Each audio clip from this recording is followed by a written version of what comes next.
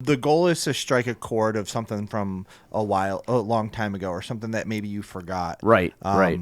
The modern era stuff is fun and whatnot, but really for me, it's the going back and riding in the 1996 Nissan Quest van with my dad to and from baseball practice. Yeah. You know what I mean? Like, those were my best times playing sports. I don't remember if I won or lost any of those games, and I don't care anymore. Right. You know, but those memories around the games that we have created from playing or going to a game, or just you never played a game in your life, but you grew up in a house and your grandpa always had the game on, or Yep. hearing that AM radio and Tom Hamilton speaking in your back, Yep. while your dad's listening to it. Like, it's just subtle things like that for me that I want Yurko to represent, is the memories of the game, not necessarily the wins and losses and stuff.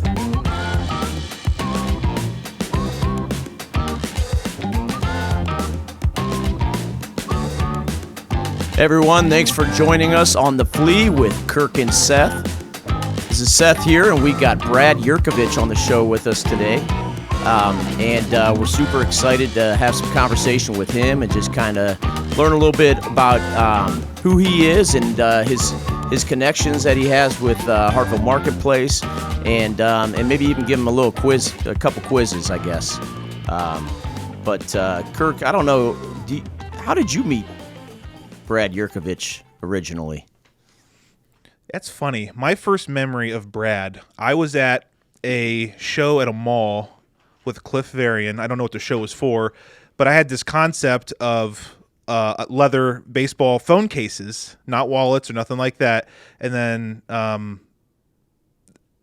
Brad came in front of me, and I was just like, well, this bozo's got the same sort of concept that I do, but he didn't have phone cases, so I liked him, and I didn't, treat him as competition. Well, I got one of those phone cases too, and I think it fell apart. What? But okay. Well, there's no warranty with this.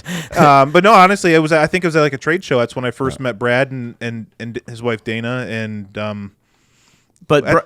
so to go along with that, Brad, thank you for coming on the show today. Yeah, thanks for having me. Yeah, we appreciate it, and we value our friendship for sure. But we want to hear a little bit about your company and kind of how you got started, because you haven't always been doing this. I mean, I think, years past, I worked with you here at the hardware store at one point. Yeah, I worked at the old hardware store.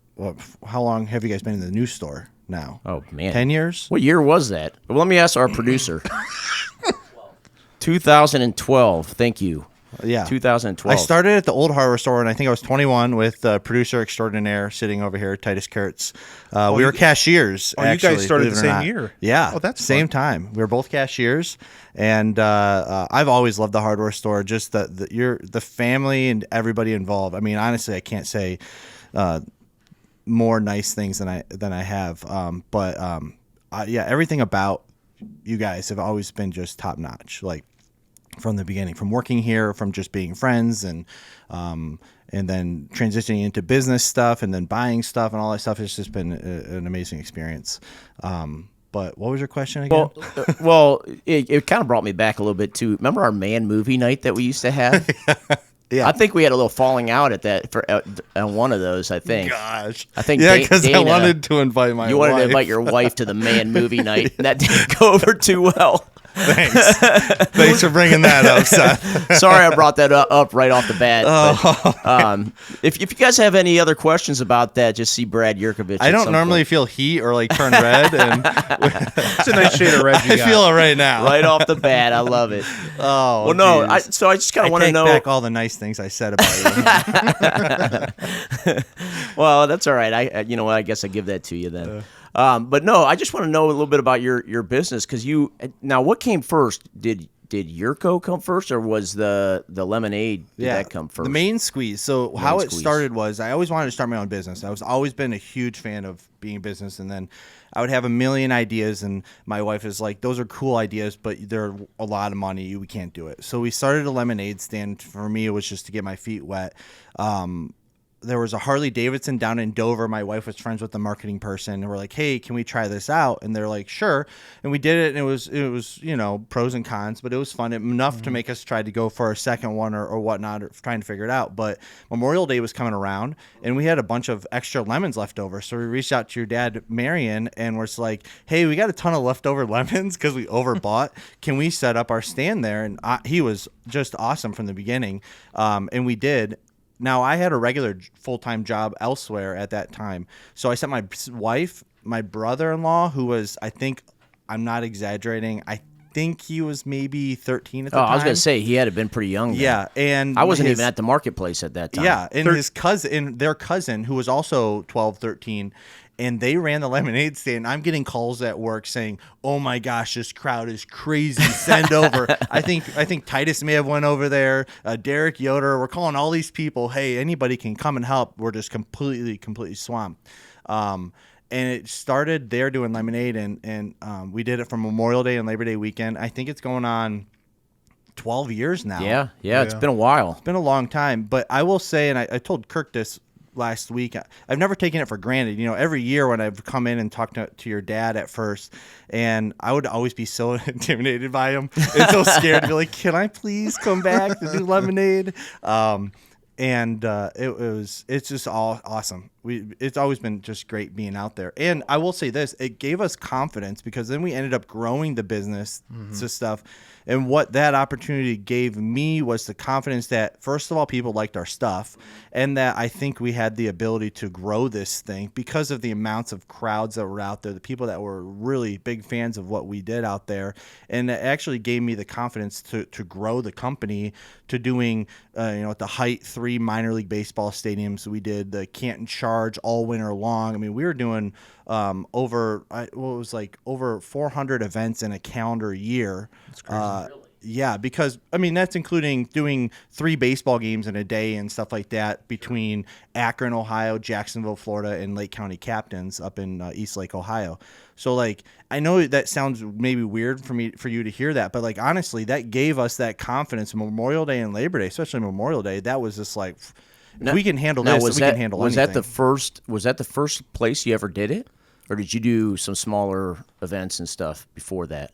I can't remember. So we just did the Dover Harley Davidson event, and we jumped right into Memorial Day weekend in Hartwell Marketplace, which anybody's been there knows it's crazy. Well, we get that Saturday, Monday, we get 30,000 people in those 2 days. Oh yeah, dude, and it's really hot. You put us in a great location, and we were, most lemonade stands, because we make everything super fresh, made on the spot, where we, a lot of people cut corners and do different things or whatever, and that's fine. But I was so we have to do everything the same, start to finish. Where at the times I probably had 7 kids making lemonade, and we were nonstop for several hours. Now you handshake everything, right? We hand shook everything, and it proves that the shake weight doesn't work because I should have huge guns. And, come on, Brad. You always wear that sweatshirt. I can't ever tell, but I think you probably got some guns underneath there. No. But yeah. So don't show us, please. Don't show us. Brad, put your shirt back on. I'll show you later. So the marketplace was. We love it, honestly. It's so we grew the business, and that was I would even say over the Harley Davidson, the marketplace was really where our start happened. Well, one thing that I really remember about, I think it was the first time, was me and my family were over in Morocco at the time, or getting ready to leave for Morocco and do missions out there, and you gave a good.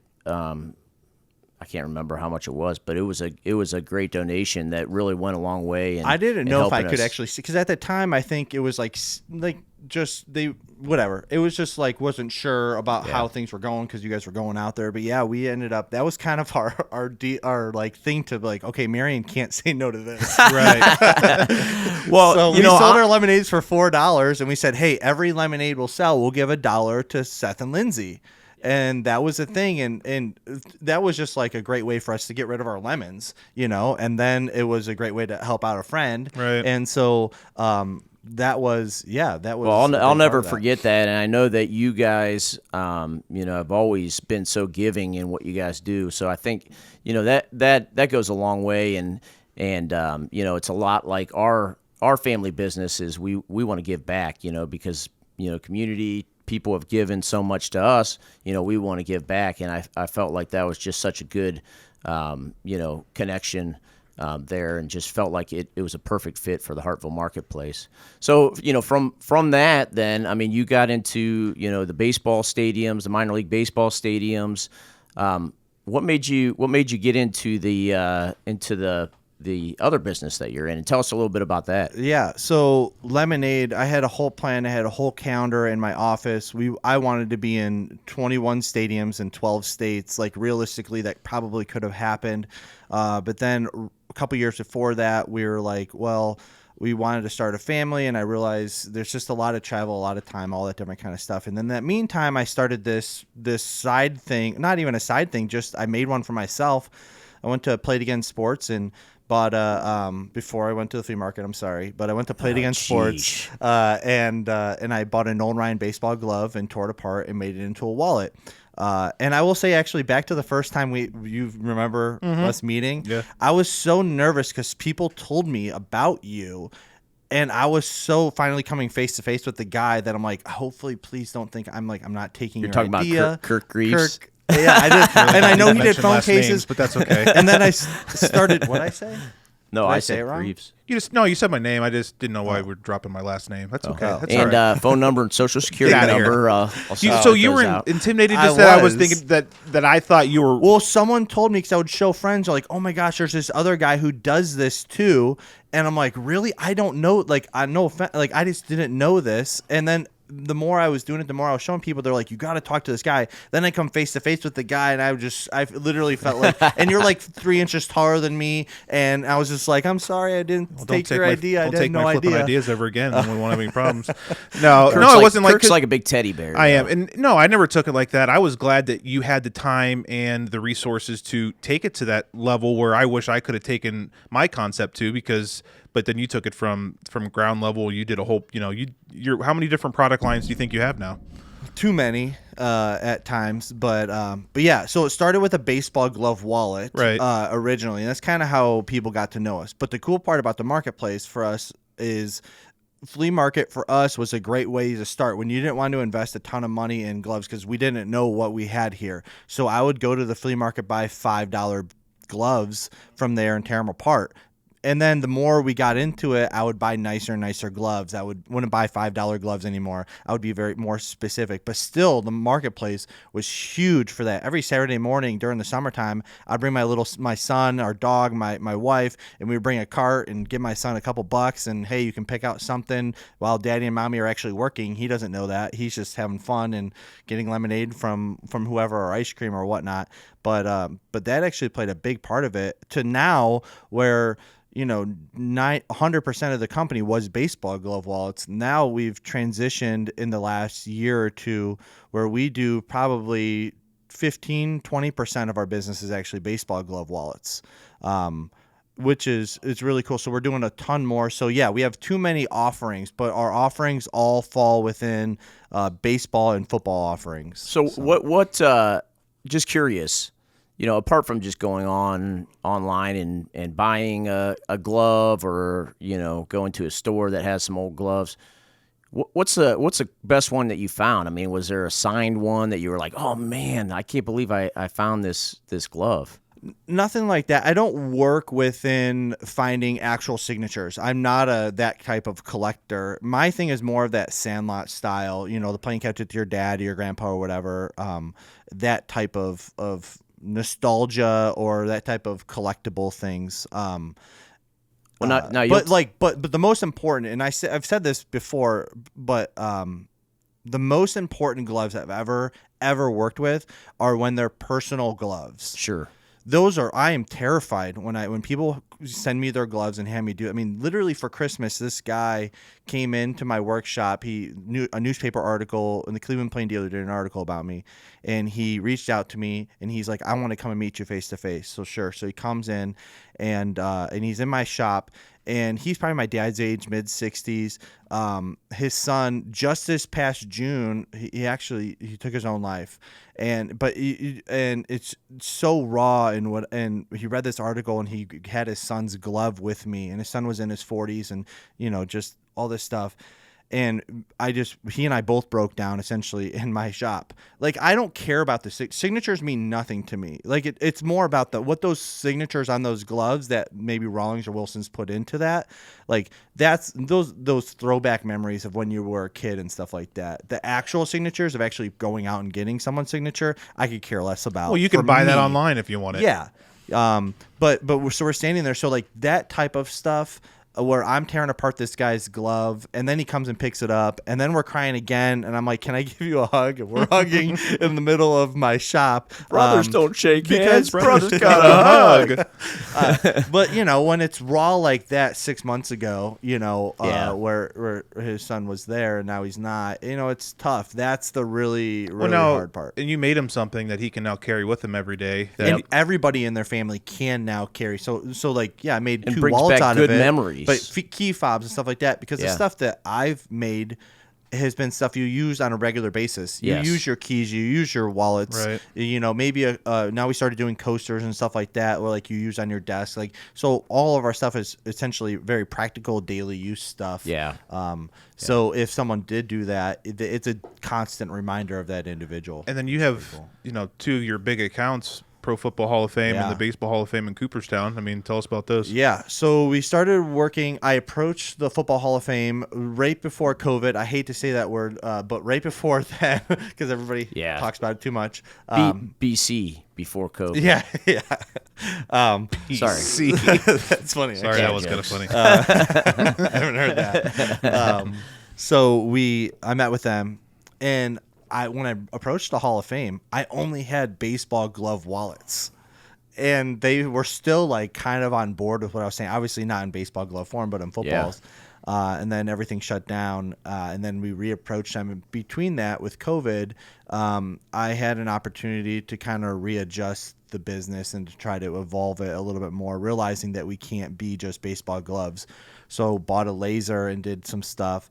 Then when we reapproached the football hall, I had about 20 different offerings, and they said yes to, I think, 19 of them, which was awesome for me. Wow. And now Those are some good odds. Yeah, no kidding. For whatever reason, they have this great faith in me that I'm bringing cool products to them, and it's worked out really well. That account or that relationship has been huge for us. They even put us up in their Hall of Fame for Hall of Fame weekend in their big tents on their property, which was huge. So we're right next to Rydell and Highland Mint and in the sports world. Those are like big companies. And then there's Yurko Sports right there. I love it, man. I love we it. stuck out like a sore thumb in a lot of good ways, but Good exposure. It was great. So the Football Hall of Fame was first. Before the in a official kind of capacity, the baseball hall was technically before. They would just buy baseball glove wallets, but I didn't do really other than that. Didn't do much. So now with the baseball hall, we have an actual license with the baseball hall that allows us to use 93 Hall of Famers name, image, and likeness on a lot of stuff. So we go through approval process with different products that we bring to them, and they've been really receptive and have loved everything. And it's really cool how that has worked out so well because we have a proven concept with the Football Hall of Fame. So we know what sells really well with the football hall. Right. So the baseball hall is really interested in what sells well at the football hall. Right. So they're like, all right, let's try to do that. Because if it works for them, it's probably going to work for us. So is Ken Griffey Jr. one of those Hall of Famers? So like 2 months before we signed on the dotted line, he got on that list. That's a big deal. Man, that's huge. Because each player, so the way that it works with the Hall of Fame is, so like your big guys, your Babe Ruth, your Roberto Clemente, your Ted Williams, they're not on that list. Yeah. So there were guys, this program was created like in the 80s, so each player or family had to like approve each name. So like they're not automatically in the Hall of Fame. They're automatically on this list. They have to actually say yes. So they worked really hard to get Griffey on that. So for me, Griffey and Ripken, those are my two guys. My Griffey was my brother's favorite. Ripken was my favorite guy. So like those two guys on that list made it for me. Now awesome. there's also 91 other guys on there which are still awesome, but right. Well, so there's a lot of GOAT talk, especially, you're talking Jordan, LeBron. What about baseball? Like, who do you think is the greatest? I mean, everybody says Babe Ruth, but, that's just a totally different era. It's hard to say, I mean, he definitely made a huge impact on the game, one of the biggest impacts. But who do you think's the best? I adore and love Griffey, obviously, but he's had so much injuries and stuff, in his career. He could have been the GOAT if he would have stayed healthy all the way through, right? Like completely through his thing, right. Athleticism, everything about him. Everything. He was during the '90s, during the steroid days. He was clean. His stuff was natural talent. But how do you look at it? Do you have to incorporate World Series? Because if you incorporate World Series, sure, he doesn't have a single one. So I guess it depends on what all goes into it. But like the guys, like if we're doing an on-field, off-field thing, like there's a guy like Roberto Clemente is just, I mean, that guy. The stories that I grew up on, because that was my dad's favorite player. The stories I grew up on that guy and his arm and athleticism and stuff, and I became friends with the owner, the guy that runs the Roberto Clemente Museum. So I'm really inundated with a lot of Roberto Clemente stuff, and he's, I mean, when you walk into the Hall of Fame, there's 3 pillars of the Hall of Famers, and Jackie Robinson, Lou Gehrig, and Roberto Clemente. Is that right? Like when you walk into the Hall, those guys are like on and off the field. Those are the guys that that represent the Hall, right? And but modern era guys. I mean, Griffey, he was just so cool. I mean, Mike Trout. It's like Seth. Seth is just so cool. We don't have that. We don't have time for that. He's like the Griffey of let's go an hour. HRM. Actually, you know what, Titus? We're going to go an hour on this one here. I'm out. He's the Griffey of HRM. But that's is you think Mike Trout's up there? I mean, now the last couple of years he's been a little injured, and this is going to probably be really bad for business, but modern baseball, like current baseball, it just kind of lost its luster for me. Yeah. Well, look at the ratings. I mean, the ratings. Well, because it was much better when people were doing steroids and Barry Bonds was crushing home runs. That was fun. Seriously. Bring back the steroids. Yeah, and those pitchers. I mean, I was a Bonds throwing, guy, man. And then you had Randy Johnson killing birds out there. Yep. Yeah. I mean, all the really good guys were on steroids, and it was just like, okay, if they want to take it, just let them do it. Right. It's fun to watch. As a fan, I mean, they're ruining their health and their lives. Mark McGwire didn't have a neck, but it's fine. Barry Bonds' heads exploded. He went from a size 6 hat to a size 20. Well, then you have the Pete Roses of the world who weren't on any of that stuff because it wasn't around yet with filthy numbers. Oh, at this point, he needs to be in the Hall of Fame. Well, yeah. I mean, you have connections. Come on, man. Yeah. Can you make a phone call? I did. I have asked the Hall about that whole thing, and without getting crazy into it, because I don't know all the insane details, but essentially he made that bed by not getting in there. I mean, he had to make a choice if he would approve it. At that time. I think how it went is he was suspended by Major League Baseball, and they had to then make a rule to say, can players who are suspended make it into the Hall? And so they just said no. So like A-Rod can't even go up on the ballot right now because he's technically suspended by Major League Baseball. Okay. And now again, there's gonna be some hardcore baseball guy that's gonna be like, actually, whatever. Yeah. But like that's how I believe that's how that was. But dude, that guy makes so much money because I go to Cooperstown every year, and he's set up in one of the shops, and he's making money like just being there. So he's exploiting Cooperstown for all it's worth. So his name's not in there, even though as a player he deserves it. Here's the thing: if he would have made the Hall of Fame right off the bat, and there was no controversy. He would never have gotten all the publicity and recognition over all these years and talk. I mean, he was a great baseball player, don't get me wrong, but, he gets way more talk because of he's not in the Hall of Fame. and like, should he be in it, and so he gets a lot of recognition just for that. I think one of those deals is once he passes away, then they'll be like, Then they'll all get right, him- you can get him get in in there. there. I was Yeah. just like, Yeah. Yeah, oh, well, he's not good enough to get in when he's alive. Right. But he's At that good enough to point, get it in when doesn't he's matter dead. for him. Oh, yeah. Well, I do have to ask. I mean, since we brought it up, or did I bring it up? I must have brought it up. LeBron, MJ. Huh. You could throw Kobe in the mix, I guess. I mean, or whoever. I think Kobe and LeBron are the same guy. Really? Oh. Interesting. I mean, sorry. I'm sorry. I said that wrong. Kobe and Jordan Oh, are the same okay. guy. I can was see that a wondering little why your more. guys' Yeah. faces I'm looked really like- weird at me. Yeah. I almost jumped Because over the I was like, desk. Wait, Yeah. what did I say? I mean, those are essential. I mean, you can see those. If you guys have seen those videos where they show Yeah. them where they're like same exact movements and stuff like that. Yeah. So like, okay, we'll put those guys together, but like, I don't know. I mean, Seth and I talk about this all the you time. guys are big homers.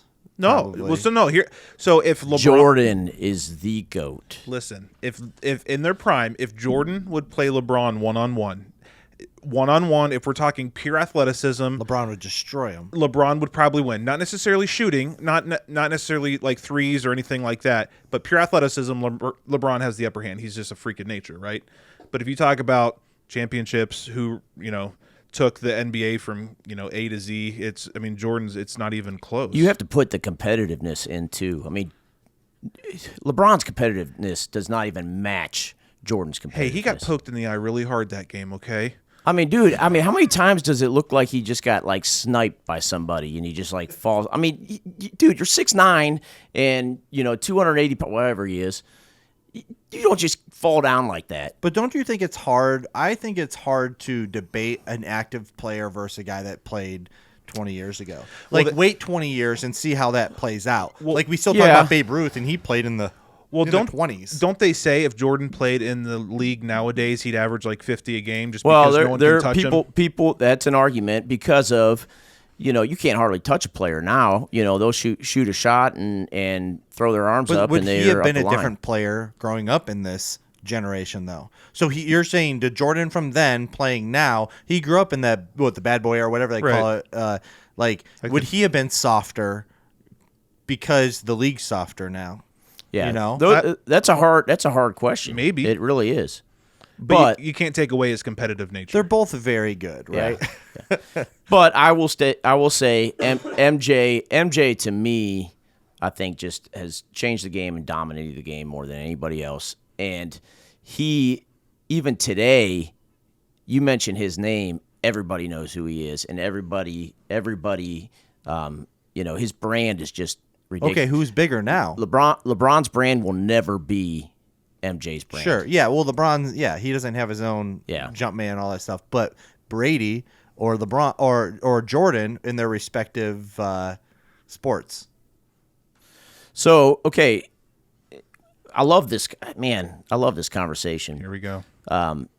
One more thing I do want to mention, and only because it's new news, is Tiger Woods. Man, Tiger Woods is playing in the Masters this weekend. What do you guys think about that? I think it's great he's there, but he hasn't played competitive golf in a year now? He hasn't, but I guess he looked pretty good in practice round. I root for him. Tiger Woods is to golf is what Jordan was to basketball. Right. If Tiger never played the game of golf, who knows where it would be, but he's won it 5 times. So you can't ever take him out, but a lot of these guys are playing tournaments and practicing all year, and his injuries, just like you said, Griffey's, they've really crushed him. But it's just really hard for me when I look at professional athletes. The on the field, off the field stuff really plays a role. Like, I can't differentiate the two, or I can't separate that. Yeah, I know people can. Where it's like, Tiger Woods off the stuff, whatever. That's why you said that about Clemente, Yeah, to me, like the well-rounded guys, all that stuff. Even when you hear stories about stuff like that, it's hard for me to get completely on board. But but as a pure athlete, yeah, Tiger's just. I know my dad loves it. My mom hates it. Yeah. Well, and here's the thing about all this talk is everybody's got their own opinions, but sports just brings people together, and I think that's a little bit about why your business is such a unique business and such a I think it resonates with everybody in some way, and even if it just they're not huge baseball fans, but it brings back a memory or football or whatever it is. That's what you said earlier that really appealed to me, and is why I love your business so much. And it's nostalgic. Yeah. If the goal is to strike a chord of something from a long time ago, or something that maybe you forgot. Right. Right.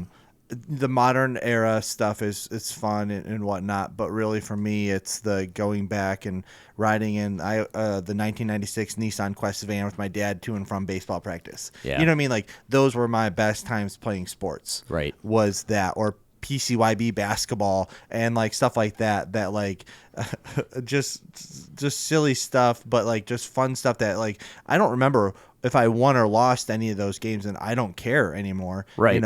But those memories around the games that we have created from playing or going to a game, or just you never played a game in your life, but you grew up in a house and your grandpa always had the game on, or Yep. hearing that AM radio and Tom Hamilton speaking in your back, Yep. while your dad's listening to it. Like, it's just subtle things like that for me that I want Yurko to represent, is the memories of the game, not necessarily the wins and losses and stuff.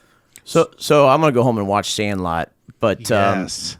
what real quick before we wrap this up, how can people get in touch with you? How is there somewhere where you sell products online, or what is the best way to get in touch? So you could go through our website, yurkosports.com. It's YURKO. My last name is Yurkovich. Yurko is my nickname when I played sports, and so Yurko Sports.